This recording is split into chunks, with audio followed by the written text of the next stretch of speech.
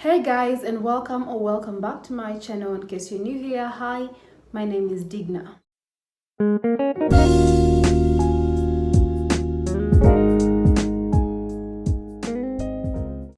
So today I'm going to be sharing with you guys how I dealt with depression.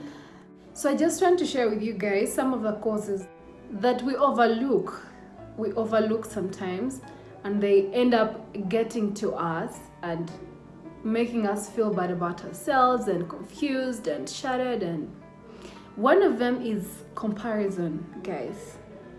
It is good to compare if you're comparing for the better, but when you go to Instagram, all of us use Instagram, guys.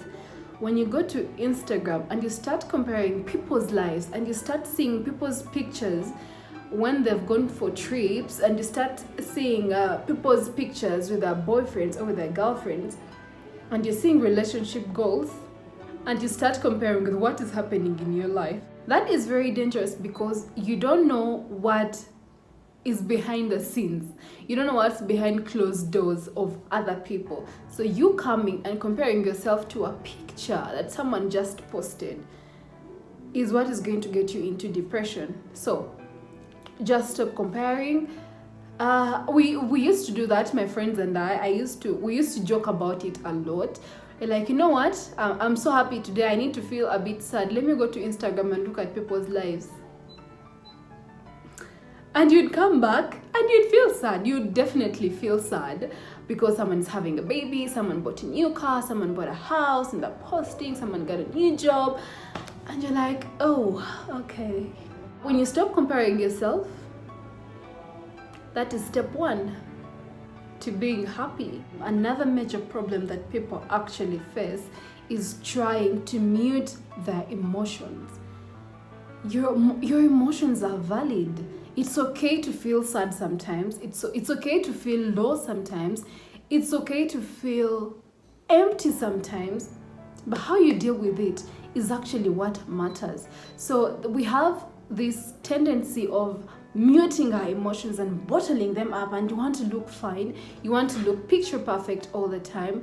And this mostly happens with men. A certain standard society has set for them that they're on so much pressure to get there, they're on so much pressure to provide, they're on so much pressure to do this, to accomplish this by the age of this.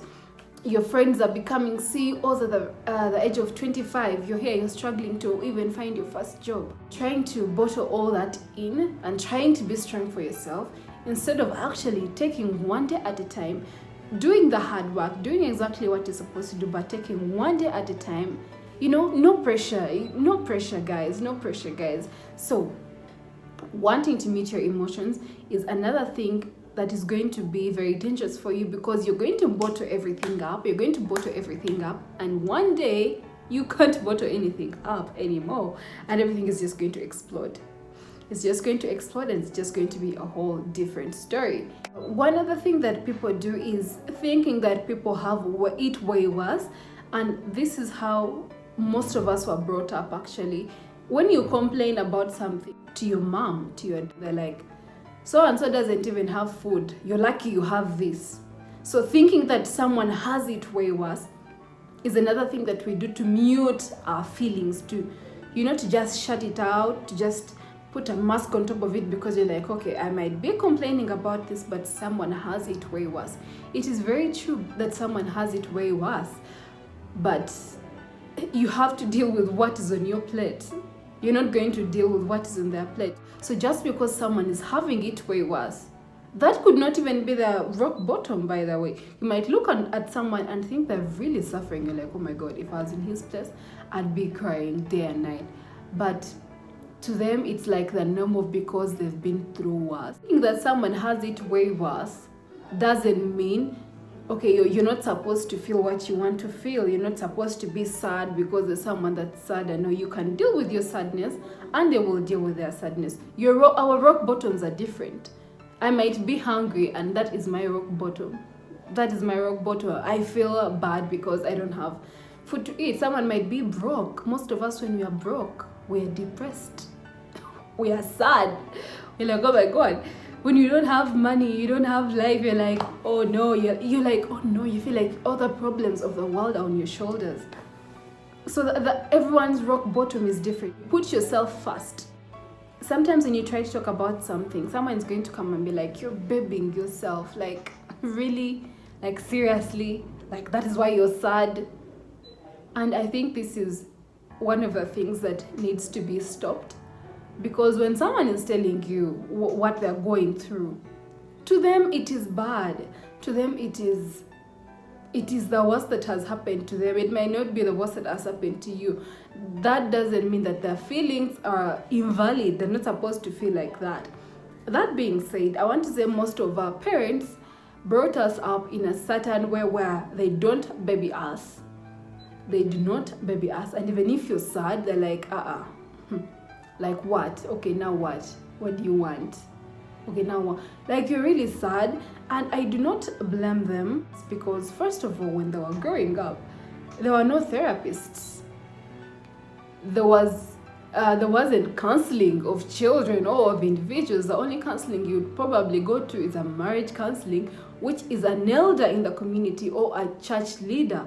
So they grew up in an era without therapy, without counseling. So when you talk about something like that, when you tell someone I'm depressed, I don't feel okay, they'll be like, those are white people problems. Come on, those are white people problems. But they are not white people problems. They're not white people problems. People face these things all the time. And we try to shut people out saying, you're babying yourself. Get your shit together. Sometimes people have tried to get their shit together, but shit doesn't want to be got together. So what is someone supposed to do? So let's stop telling people you're babying yourself. Just listen to someone. You could save a soul. You don't want to be posting your friend and putting RIP when you could have helped them. So let's stop telling people they're babying themselves. And then we always say it's going to get better. You're like, I'm like this right now, but it's going to get better. It is true that it's going to get better, but you're going to make it better. It's not going to just get better without you dealing with it. So whatever it is you're going through, you can talk to a friend, by the way. I'm very, very lucky. I think I count myself among the luckiest people because I have a bunch of friends that I know I can go to and talk to them. I will not be judged. My feelings will not be invalidated. If you have friends, you can just talk to them. I know people who deal with things that they would rather talk to someone about and feel better and even be helped, but they're like, no, I'm not going to let anyone see me like this. I'm not going to let anyone see me at my lowest. Most of us have been like that. If you know me, you know that I'm a very, very, very, very happy person. I'm a very goofy person. 24 hours, 7 days, you'll never see a sad day. But guys, I have sad days. I have very, very terrible days. But I don't want people to see that. At first, I didn't want anyone even to know. I didn't want anyone to know that I was having a bad day or what. I'd be like, okay, Kawa, cool. You'll never see a sad day. You will never meet us and not see us smiling. So you will never know what exactly someone is going through. I'm not saying you should walk on the streets with your face down because you're sad and things are not okay and things are not what, but stop masking your emotions. One of the other factors that actually makes people depressed is impatience, and I think that is what led me to that dark time, to that dark moment. So sometimes you sit and look at your life and look at where you are now and look at where you want to be, and things don't seem to be moving. Nothing is moving. So you kind of want things fast, instead of actually, taking one day at a time, putting in the hard work. Guys, I'm going to emphasize this: patience and hard work, maximum hard work. Instead of being patient and putting in the hard work, no, we want things fast. We want them, and we want them now. That is not possible. Patience, hard work, consistency, you're going to definitely see results. So that being said, I'd like to share with you guys what I went through. That was one of the darkest moments of my life. I was like, hey. Yeah, so, So it was last year in March. So it's been over a year. It was last year in March. And I don't remember exactly what had happened. But I felt like things were not moving. I felt like things were not shifting. I wanted so much. I wanted to do so much. I wanted to achieve so much. And every time I tried to do something, it wouldn't work out. Every time I tried this, it wouldn't work out. I tried that, it wouldn't work out. Normally, when my academics are okay, everything is fine. The only thing that used to bother me were my academics. But once my academics are okay, everything is going to be fine. But then I realized we are now about to finish school. And I'm like, oh my God, will I make it? Will I really make it? So I was just there in worry. So my worry was, will I make it? Because we're finishing school. It's funny. Do you know what's funny, guys? It's funny because I'd be done with school right now if it wasn't for COVID-19. And thinking about it right now, I'm like, why was I so worried about it? Why was I so worried about finishing school? Why was I so worried about finding a job after school? Right now, I'm not even done with school because I haven't been studying for, 49 days right now. I put myself on a lot of pressure to achieve things. Do you know where that led me?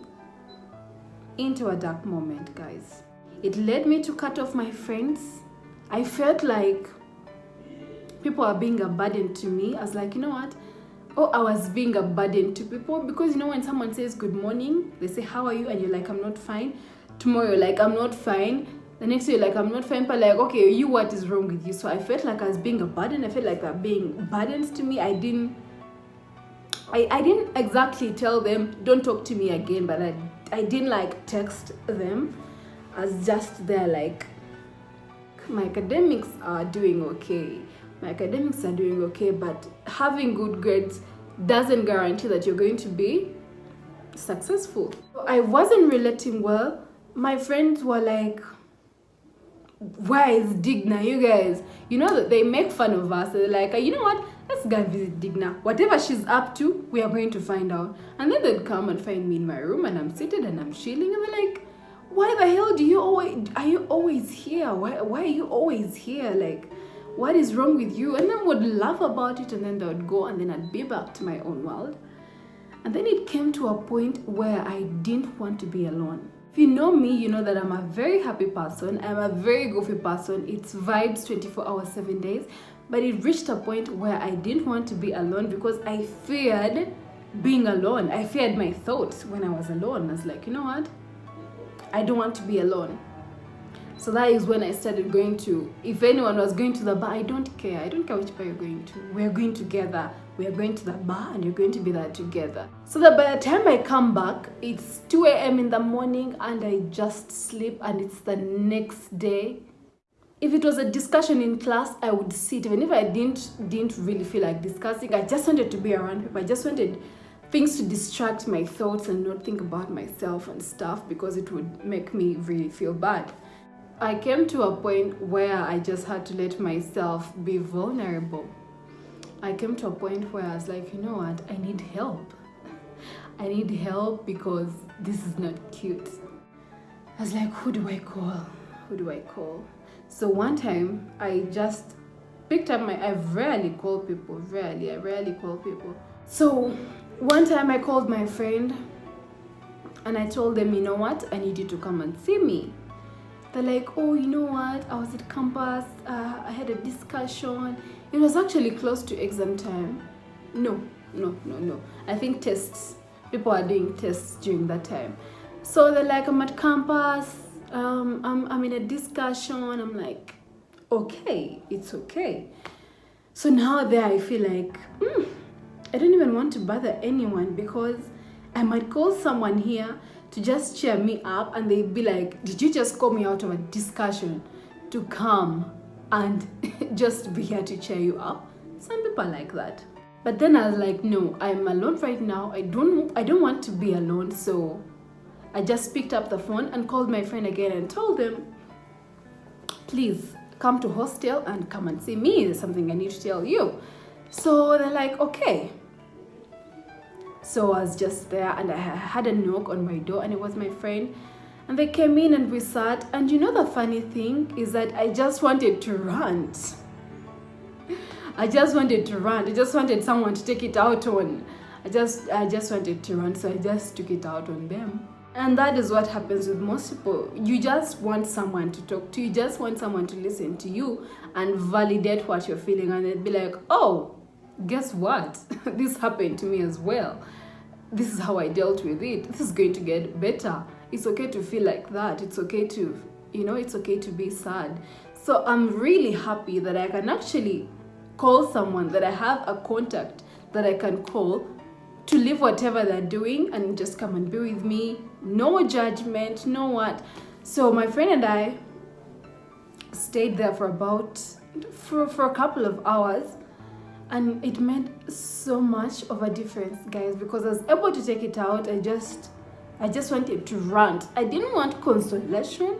I didn't want someone feeling pity for me or what. I just didn't want consolation.